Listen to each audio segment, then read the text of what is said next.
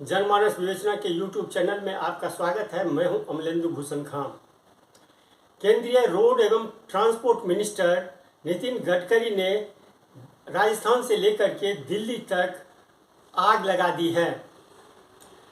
दोनों राज्यों में चहलकदमी बढ़ गई है, साथ ही बीजेपी जहां सशक्त है वहां भी चहलकदमी बढ़ गई है।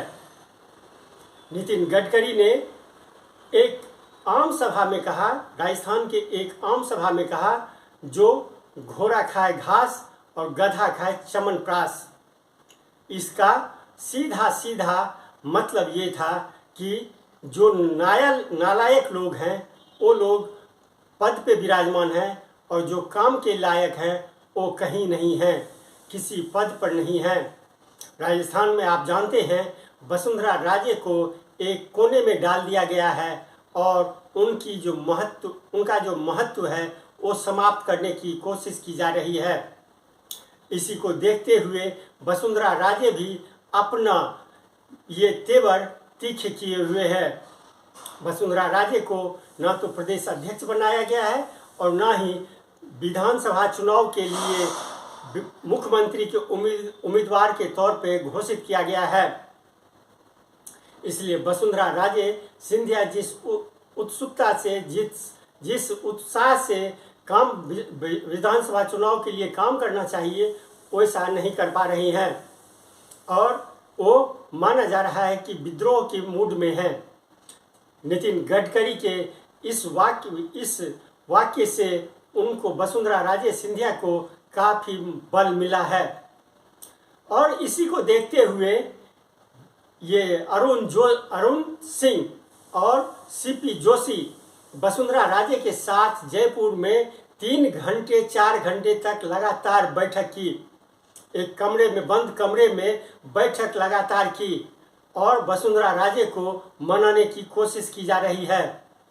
लेकिन वसुंधरा राजे सिंधिया कांग्रेस के भी संपर्क में कहा जाता है, जो इस साधे हुई है, कांग्रेस के भी संपर्क में है। खास करके मुख्यमंत्री अशोक गहलोत उनके बहुत ही करीबी है।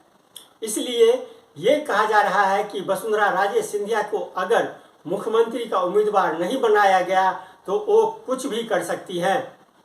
और आप जानते हैं जो विधानसभा चुनाव जो है वो नवंबर महीने में होने जा रहा है और उससे पहले इस बीजेपी को पूरी स्थिति साफ करनी होगी।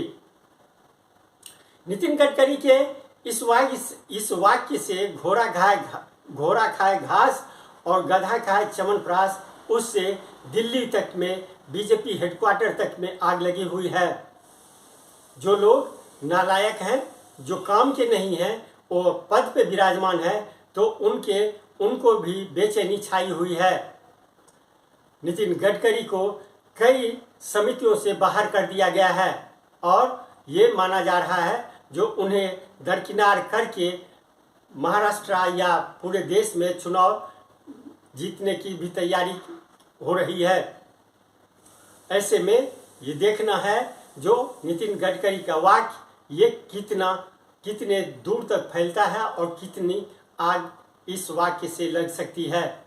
आज के लिए बस इतना ही, हमें दीजिए आज्ञा। नमस्कार। आप मेरे चैनल को लाइक करें और सब्सक्राइब करें। आपका बहुत बहुत धन्यवाद।